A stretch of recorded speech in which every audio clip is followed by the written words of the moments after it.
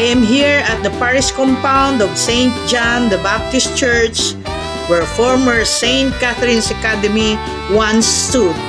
Oh well, my alma mater.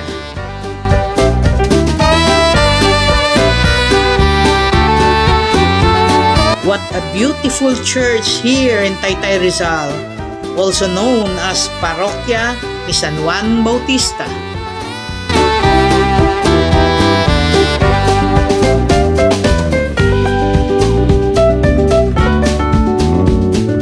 The acacia tree, I'm so happy seeing it again.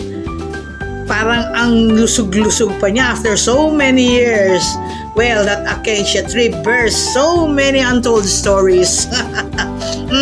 Alam na kung ano yon sa mga nakakaalam, di ba? Wow!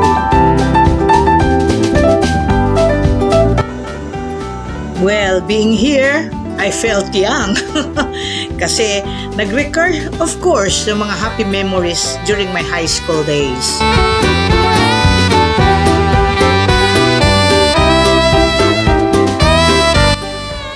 Well, it's time to go. Baka naiinip na yung aming boss dito nasa loob eh. Mahirap mainip yan. Baka umiyak. Okay.